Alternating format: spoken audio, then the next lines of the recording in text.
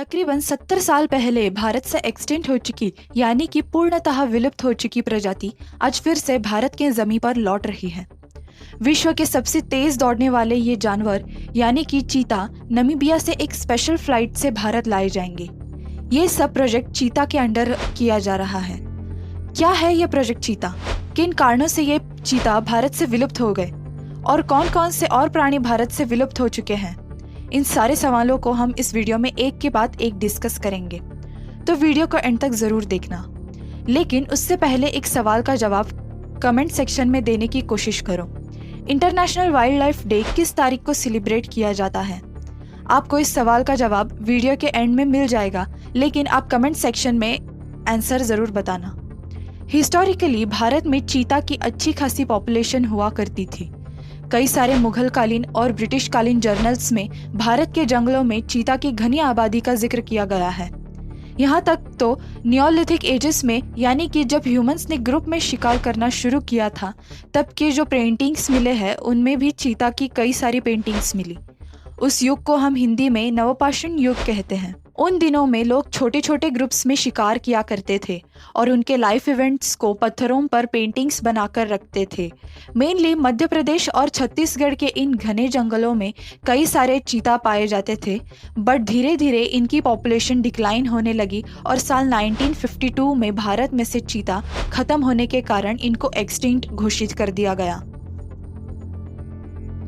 Project चीता के under 2022 के 17 सितंबर को पीएम नरेंद्र मोदी के बर्थडे के अवसर पर 8 चीतों को नमीबिया से एक स्पेशल फ्लाइट से भारत में लाया जाएगा।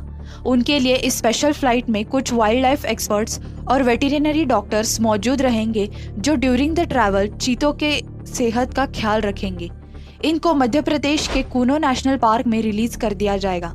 यहाँ लाने के बाद सबसे पहले उनको एक छोटे से क्वारंटाइन एरिया में रखा जाएगा ताकि उन पर प्रॉपर निगरानी की जाए। इन केस जगह चेंज होने के कारण उन्हें कोई बीमारी ना हो या फिर कोई वायरल इन्फेक्शन ना हो जाए, इसलिए उन्हें पहले 30 दिन तक इसी क्वारंटाइन एरिया में रखा जाएगा।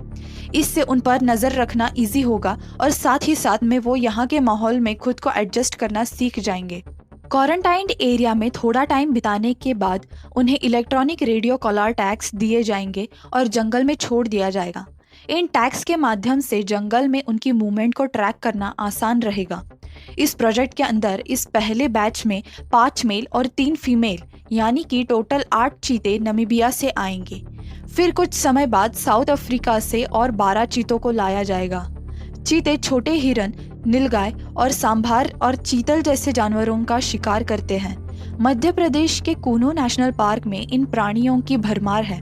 इसी के साथ ही इस जंगल में से कूनो नदी बहती है जिसमें साल के 12 महीने इनफ पानी होता है। वाइल्ड लाइफ एक्सपर्ट्स ने इन जंगलों में कई सारे आर्टिफिशियल तालाब और कैनल्स बना रखे हैं जिनसे जानवरों को साल के हर वक्त पीने के लिए पानी की अरेंजमेंट हो सके। इसीलिए इन चीतों को खाने और पीने की कोई कमी नहीं होगी। ये रीजन उन्हें अपनी आबादी को बढ़ाने के लिए सबसे कंफर्टेबल माना जाता है और वाइल्ड लाइफ सैंक्चुरी होने के कारण यहाँ इलीगल शिकार से भी बचे रहेंगे। चीता के लिए चीफ प्रे स्पीशीज जो हमारे पास हैं यहाँ चीतल है, सांबर है, वाइल्ड पिग है, ग्रे लंगूर है, इवन पी फाउल है।